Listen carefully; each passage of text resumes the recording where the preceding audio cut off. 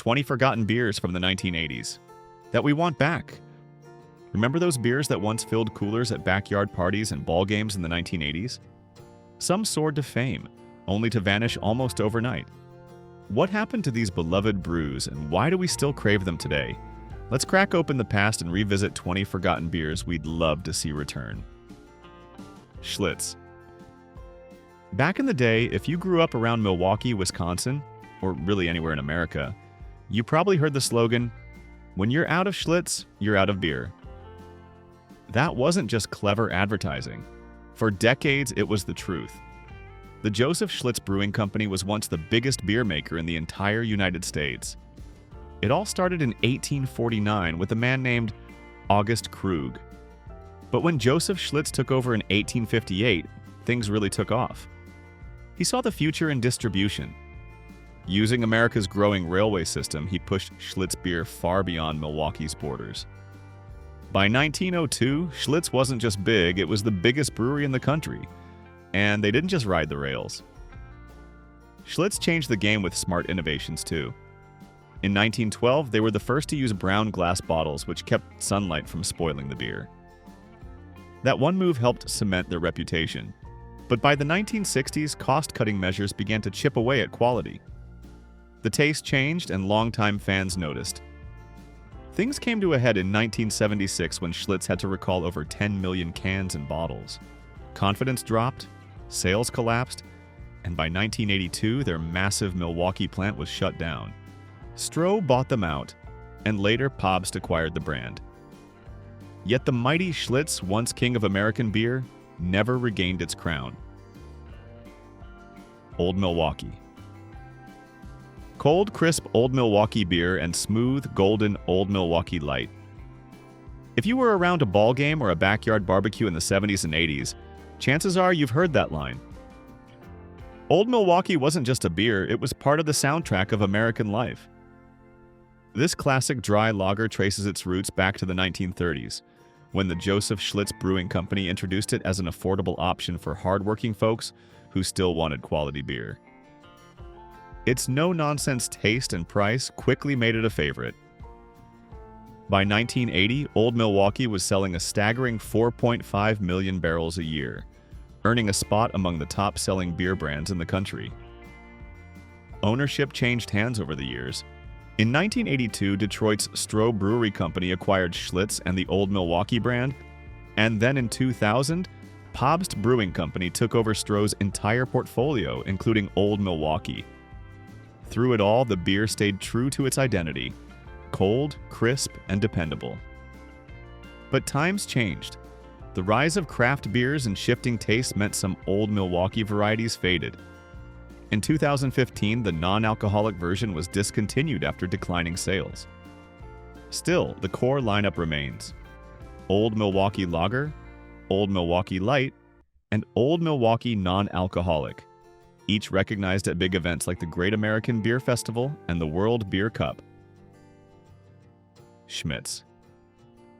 You don't grow in this country like Schmidt's has without feeling a certain responsibility. That line wasn't just marketing, it summed up the pride behind one of Philadelphia's greatest success stories. Schmidt's Brewing Company wasn't just another brewery. For over a century, it was a household name and the pride of a city. Founded back in 1860 by Christian Schmidt, the brewery quickly became a local favorite. But Schmidt's didn't stay small for long. By the mid-20th century, it had exploded into the largest brewery in Philadelphia's history. At its peak in the late 1970s, Schmidt's was churning out close to 4 million barrels of beer every year. That kind of production made sure Schmidt's name reached living rooms, ballparks, and backyard cookouts all across America. They weren't afraid to experiment either. In the 1950s and 60s, when beer drinkers' tastes started to change, Schmidt's stepped up with lighter brews and new flavors. Their light beer was one of the earliest of its kind, designed for people who wanted something crisp, refreshing, and easy to drink. But like so many beloved brands, the good times didn't last forever. By the 1980s, sales slowed. In 1983, financial struggles forced a sale to G. Heilemann Brewing, and unfortunately, that move only made things worse. Finally, in 1997, the brewery shut down for good. Schlitz malt liquor. If you grew up in the 70s or 80s, you probably remember the bold look of Schlitz malt liquor. Known to fans as the Blue Bull, it wasn't just a drink, it was a statement. With its fierce bull logo stamped proudly on every can and bottle, it had an edge that made it stand out in the malt liquor world. Brewed by Pabst Brewing Company, Schlitz malt liquor carried a stronger punch than your average beer, coming in at 5.9% alcohol by volume. That extra kick, combined with a surprisingly smooth flavor, made it a favorite for people who wanted something with a little more bite. In fact, its taste was often described as a cross between Pabst Blue Ribbon and Colt 45, two legendary brews in their own right. At its peak in the late 1970s, Schlitz malt liquor sold around 1.5 million barrels a year. It didn't just sell beer, it built a culture. The Blue Bull logo became so recognizable that some die-hard fans even tattooed it on their skin, proudly showing their loyalty. But as the 80s rolled on, consumer tastes shifted. Craft beers and lighter options began to take over. By 1992, sales had declined so much that Schlitz malt liquor was officially discontinued. Next, let's talk about Falstaff, once another giant of American brewing with its own dramatic story. Falstaff. Long before Prohibition, St. Louis was already making a name for itself in the beer world, and at the heart of it all was the Lemp Brewery. Out of their massive operation came a beer named after one of Shakespeare's most colorful characters, Sir John Falstaff. Just like the jolly, fun-loving knight, Falstaff beer was meant to be bold, lively, and unforgettable. By the mid-20th century, it had become exactly that. Falstaff grew from a regional favorite into a national powerhouse. In fact, by the 1960s, it wasn't just big, it was huge. With brewing plants scattered across the country, Falstaff had risen to become the third largest brewer in America. At its peak in 1965, Falstaff sold an astonishing 7 million barrels of beer, making it a fixture in bars, grocery stores, and family gatherings everywhere. Fans loved it for its distinct character. Medium gold in color, crisp and dry, bubbling with life. Its strong hop presence and that slightly salty finish gave it a taste people remembered and kept coming back for. But the success didn't last. In the 1970s, consumer tastes shifted, competition grew fierce, and Falstaff struggled to keep up. Year after year, sales declined. Finally, in 2005, after more than a century on the market, the once mighty brand was discontinued.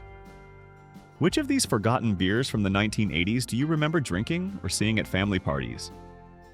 Share your story below. Ballantine. When it comes to classic American beer, few names reach as far back as Ballantine. Founded in 1840 in Newark, New Jersey by Peter Ballantine and Sons, the brand quickly established itself as one of the earliest and eventually one of the largest breweries in the country. At its height, Ballantine was ranked as the third biggest brewer in America, and it earned that place with bold flavors and clever marketing. Its flagship, Ballantine XXX Ale, stood out in a crowded market. Known for its distinct bitterness and strong hop character, the ale carried an alcohol content of about 4.85% by volume, giving it a noticeable punch compared to lighter beers of its era. Beer lovers of the 40s and 50s remember the brand's eye-catching ads that painted Ballantine as crisp, refreshing, and unmistakably American. Those campaigns kept it in the spotlight and helped build a loyal following. But Ballantine's journey wasn't without obstacles. Prohibition nearly crushed the brewery, yet the company survived by producing malt syrup, a clever workaround that kept the business afloat until beer was legal again in 1933. After Prohibition ended, the Ballantine family reclaimed the company and guided it through a revival, sparking a golden age for the ale. Sadly, all golden ages fade. The Newark Brewery closed its doors in 1972, ending more than a century of brewing tradition. Stroh's. If you grew up in the Midwest, especially in Detroit, chances are you've heard of Stroh's. For generations, it was the beer of choice for hardworking folks who wanted something cold, crisp, and dependable at the end of the day. The story begins in 1850 when Bernhard Stroh, a German immigrant, opened a small brewery in Detroit. Inspired by the rich brewing traditions of his homeland, he crafted a bohemian-style Pilsner. It wasn't long before Stroh's was turning heads. In fact, it gained national attention after winning a medal at the 1893 Columbian Exposition in Chicago, a proud moment that put the brand firmly on the map. By the time the 1980s rolled around, Stroh's had become a household name. In 1982, annual sales hit a peak of about 7 million barrels, cementing it as one of America's top beer brands. For many families, Stroh's wasn't just beer, it was tradition, passed around at cookouts, shared after long shifts, and celebrated at local gatherings. But success didn't last forever. Increased competition and financial troubles took their toll. By the year 2000, Stroh's shut down production of its original beer, marking the end of an era for Detroit's favorite brew. Then, 2 decades later, a surprise. In 2022, Stroh's made a limited comeback in Detroit. Now owned and marketed by Pabst, the legacy lives on, reminding everyone of the beer that once defined a city. Next up, the story of Blatz beer, another name that once carried weight in America's brewing history. Blatz. Blatz is still brewed the old world way for the same classic taste that shaped the destiny of Milwaukee. That wasn't just an advertising line, it was the truth. Blatz holds a special place in history as one of the earliest and most influential breweries in Milwaukee, the city that would become America's beer capital. Founded in 1850 by German immigrant Ballantine Blatz, the brewery got its start right next door to Johann Braun's City Brewery. When Braun passed away just 2 years later, Blatz married his widow and merged the two breweries, an ambitious move that instantly gave Blatz a foothold in Milwaukee's growing beer scene. By 1868, the company was already producing an impressive 16,000 barrels of lager each year. Like so many breweries, Prohibition nearly ended it all. From 1920 to 1933, Blatz survived by making non-alcoholic products such as malt sodas and a near beer that kept the brand alive until alcohol was legal again. When the dry years ended, Blatz came back strong, quickly re-establishing itself as one of Milwaukee's most recognized names. But the momentum didn't last forever. In 1959, a planned sale to Pabst was blocked by federal antitrust regulators. Without that deal, the brewery couldn't continue and operations shut down. Yet the Blatz name never disappeared. Today, it's brewed under contract by Miller in Milwaukee for Pabst Brewing Company, still carrying a legacy that shaped a city's brewing destiny. Natty Boh. If you're from Baltimore, you don't just know National Bohemian, you feel it. Affectionately called Natty Boh, this crisp American lager has been a part of Maryland life since 1885, when it was first brewed by the National Brewing Company. For generations, it wasn't just another beer, it was the beer of Baltimore. At its peak, Natty Boh sold about 1.5 million barrels a year. And here's the kicker. Nearly 90% of that was consumed right in the Baltimore area. It was the go-to drink at Orioles games in Memorial Stadium during the late 60s, where cracking open a Natty Boh was almost as essential as cheering for the home team. And then there's the mascot, Mr. Boh. Introduced in 1936, the one-eyed, mustachioed figure became a cultural icon. More than just a logo, Mr. Boh came to represent the playful, hard-working, proud spirit of Baltimore itself. You'll still spot his face on murals, neon signs, and t-shirts all over the city. Like many regional beers, Natty Boh changed hands over the years, merging with Carling, later landing under G. Heilemann, and finally being acquired by Pabst in 1999. Through it all, the recipe stayed true. In 2011, after years of being available only in bottles and cans, draft Natty Boh returned to local taverns, a moment that sparked pure nostalgia for longtime fans. Olympia. If you grew up in the Pacific Northwest, chances are you remember Olympia beer and its famous slogan, "It's the water." Simple, catchy, and true, that line became one of the most memorable in beer advertising history. Olympia's story began in 1896, when German immigrant Leopold Friedrich Schmidt opened a brewery in Tumwater, Washington, just outside the city of Olympia. That same year, he introduced his flagship lager, crisp and refreshing, brewed with water from artesian wells. It was Frank Kenny, a local advertising man, who came up with the slogan, linking the beer's character to the region's pure water supply. The phrase stuck, and so did the beer. By the 1980s, Olympia wasn't just a hometown favorite. It had become a national brand, known as a budget-friendly lager with loyal fans far beyond Washington state. Olympia expanded by acquiring other breweries and brands, including Hamm's and Lone Star, and even produced Buckhorn beer, originally brewed by Lone Star Brewing Company. But the good times couldn't last forever. The 1980s brought stiff competition and industry consolidation, leaving Olympia struggling to keep pace. In 1983, the Schmidt family sold the company to G. Heilemann Brewing, and later, in 1999, Pabst Brewing took control. Eventually, the historic Tumwater Brewery closed its doors in 2003, deemed unprofitable by new owners. If this video brought back good memories, give it a hype. Your support keeps nostalgic content like this alive. Thank you so much. Next up, Rainier.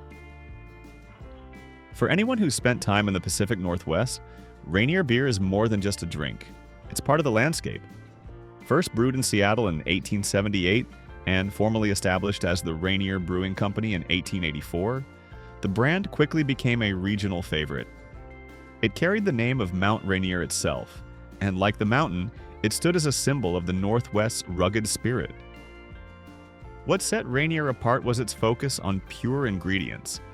Brewmasters combined spring water with golden barley and a blend of hops like Chinook, Mount Hood, and Willamette. The result was a beer with a malty backbone, touched with subtle fruit notes and a clean finish. Flavors that made it instantly recognizable to anyone who cracked one open. By its peak years, Rainier was selling over 3 million barrels annually.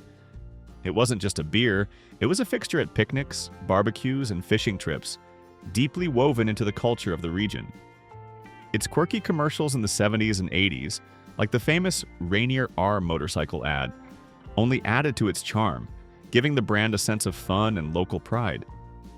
But by the 1980s, changes in ownership and the growing pressure of national competition chipped away at its dominance.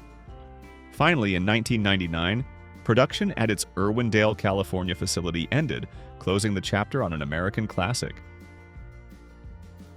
Lone Star.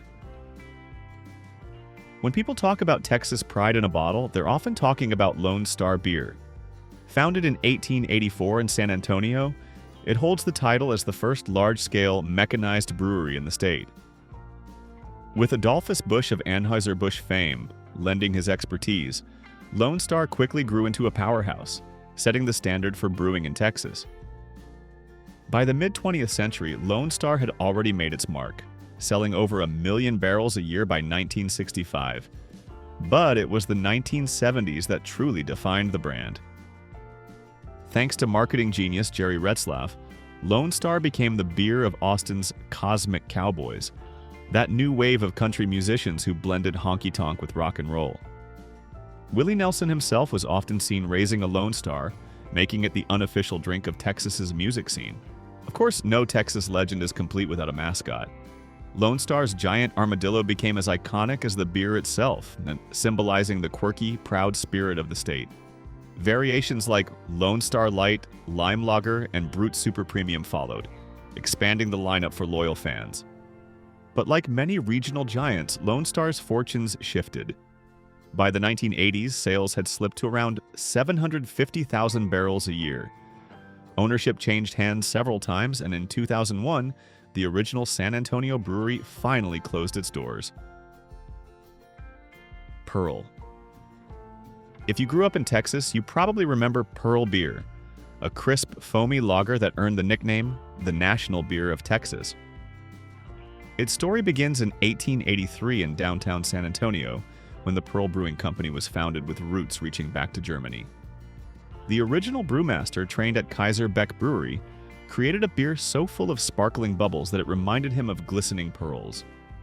That's how the name was born, and soon Pearl became the brewery's proud flagship. Texans embraced it almost immediately.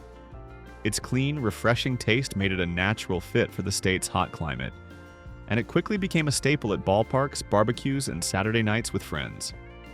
At its peak, Pearl was selling more than 2 million barrels a year, proving it was more than just a regional beer. It was part of Texas culture. But like many beloved brands, Pearl faced challenges. In 1985, its parent company acquired Pobst Brewing and shifted focus.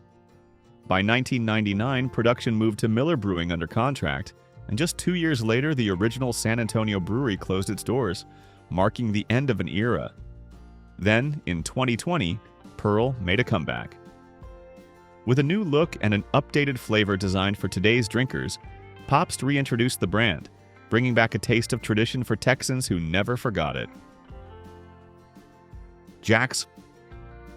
For generations of Southerners, Jack's beer was more than just a local brew. It was a symbol of New Orleans pride. Its story began in 1890 when the Jackson Bohemian Brewery was founded. Not long after, it was renamed the Jackson Brewing Company, and under that name, Jack's grew into a powerhouse. By the mid-20th century, it had become the largest brewery in the South and, at its height, ranked as the 10th biggest in the entire United States. Surviving Prohibition was no small feat, but Jack's managed it. Alongside Dixie, it was one of only 2 breweries in New Orleans to weather the storm, keeping operations alive in one way or another until beer became legal again in 1933. From there, the brand took off. By the 1950s, Jack's was selling around 1.5 million barrels a year, making it a true regional giant. In 1954, the company secured exclusive rights to the Jack's trademark, solidifying its hold as the South's flagship beer. But like many regional brewers, financial struggles eventually crept in. In 1974, Jack's was acquired by Pearl Brewing Company, and while production continued for another decade, it couldn't keep pace with national brands or the growing demand for lighter beers.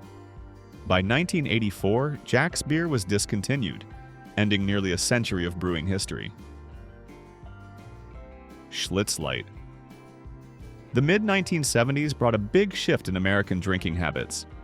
People wanted lighter beers, something with fewer calories but still packed with flavor. Miller Lite was leading the charge, and in 1976, the Joseph Schlitz Brewing Company tried to answer back with Schlitz Light. On paper, it seemed like the perfect move. After all, Schlitz had once been the #1 beer in America. Why wouldn't their light version find the same success? But things didn't go quite as planned. While the flagship Schlitz had a loyal following, Schlitz Light never managed to carve out its own identity. By the late 70s, sales were hovering around 500,000 barrels annually, a fraction of what competitors like Miller Lite were selling. For a brand with such a powerful history, the numbers were disappointing. Part of the problem was timing. The company was already dealing with declining quality issues in its main product, and consumers weren't as willing to gamble on the new, lighter version. By the early 1980s, Schlitz Light quietly disappeared from shelves, its exact discontinuation date lost in the larger story of the company's decline. The Joseph Schlitz Brewing Company itself was sold to Stroh in 1982 and later passed into Pobst's hands in 1999.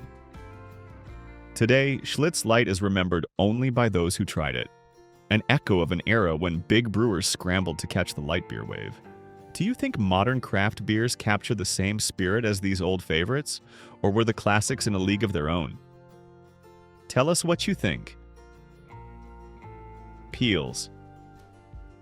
Back in the late 19th century, Brooklyn was buzzing with breweries, but one name stood out: Piels Beer. Founded in 1883 by 3 German brothers, Gottfried, Michael, and Wilhelm Piel, the brewery quickly earned a reputation for quality. Michael, a master brewer trained in Germany, brought old-world expertise to the business. His German-style lager, brewed with soft Long Island water prized by European brewers, gave Piels a distinct flavor that made it stand out in a crowded market. The brothers divided their strengths. Gottfried handled the money, Michael managed brewing and engineering, and together they poured heart and soul into building a brand. By 1888, Piels was already thriving, and by 1898, the business was officially incorporated, cementing its place not just in New York, but in the national beer scene. Piels beer wasn't just about quality, it became a part of life in Brooklyn and beyond. At its peak in the mid-20th century, Piels sold about 1.5 million barrels annually. The brand became known not only for its crisp lager but also for its playful advertising. Many still remember the lighthearted animated commercials that gave Piels a warm, approachable identity. But by the early 1970s, the tides had turned. Rising costs, tough competition, and shifting consumer tastes made survival difficult. In 1973, production stopped, closing the book on nearly a century of brewing. Carling Black Label. Few beers have traveled as far and wide as Carling Black Label.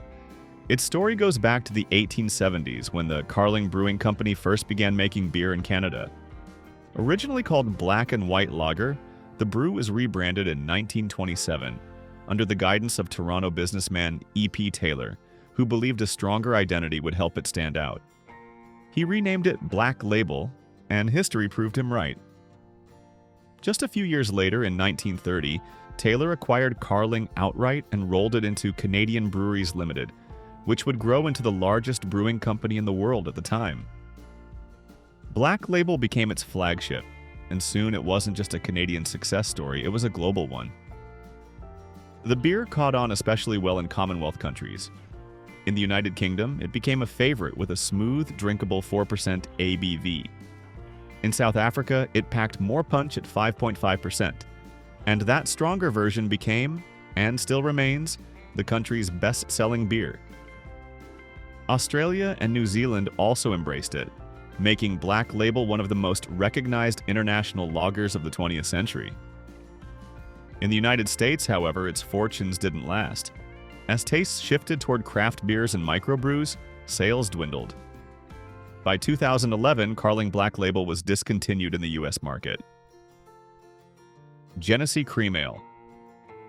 If you've ever had a Genesee Cream Ale, affectionately called Genny Cream by fans, you know it's not quite like anything else. Born in 1960 out of Rochester, New York, this beer set out to do something bold. Combine the easy, refreshing smoothness of a lager with the crisp, lively snap of an ale. The result was something entirely new for American drinkers, and it's been winning over fans ever since. What really makes Genny Cream stand apart is its brewing method. Instead of using sugar for carbonation, Genesee relied on a traditional German process called krausening, which involves adding young wort, basically unfermented beer, to kick off natural carbonation. That technique gave it a creamy texture, a rich head, and a taste that was smoother than most beers on the shelf at the time. For over 6 decades, it's been more than just a beer. It's been a year-round companion. Whether at a summer cookout, a fall football game, or a quiet evening at home, Genny Cream has been there. It's sold more than 1.5 billion cans and bottles since its debut, a testament to its staying power. And let's not forget the awards. Over the years, Genesee Cream Ale has earned plenty of recognition, but the real prize is the loyalty of its drinkers. To this day, it remains one of America's most beloved classics, smooth, crisp, and unmistakably Genny. Iron City. If you ask folks in Pittsburgh what beer defined their city, many will tell you straight. It was Iron City beer. First brewed in 1861 by the Pittsburgh Brewing Company, this pale yellow lager became more than just a drink. It was part of the Steel City's culture, showing up at ball games, corner bars, and backyard cookouts across western Pennsylvania. What made Iron City stand out was its straightforward character. With a modest 4.7% ABV and just 140 calories per serving, it was light enough to enjoy a few in one sitting. Its flavor carried a touch of sweet corn and crisp barley malt, finishing dry with just a whisper of bitterness. It wasn't fancy, it was approachable, affordable, and dependable, which is exactly what its loyal drinkers loved. By the 1970s and 80s, Iron City was riding high, selling more than 1 million barrels a year. For a regional brew, that was no small feat. It proudly wore its blue-collar reputation, standing as a symbol of the hardworking men and women who built Pittsburgh's identity. But as the decades rolled on, tastes shifted. National brands, light beers, and later craft breweries chipped away at its fan base. By 2009, after years of declining sales, Iron City was officially discontinued, closing a chapter on one of America's most resilient regional beers.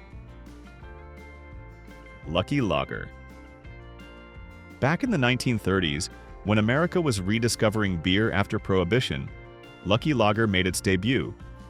First brewed in 1934 by San Francisco's General Brewing Company, it quickly carved out a place for itself in the crowded beer market.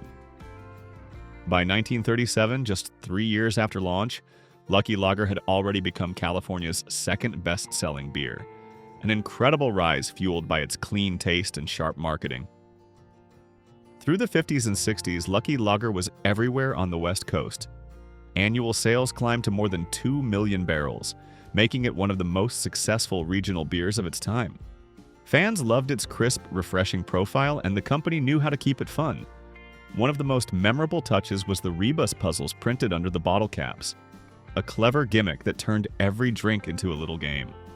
After World War II, demand was so high that the company expanded with new breweries in California, Washington, and Utah. For a while, it seemed like Lucky Lager would remain a staple forever.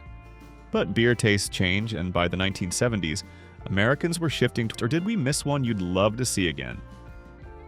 Share your memories in the comments. If you enjoyed this trip down memory lane, check out our other videos, subscribe, and share Back to Yesterday with a friend. Thanks for watching.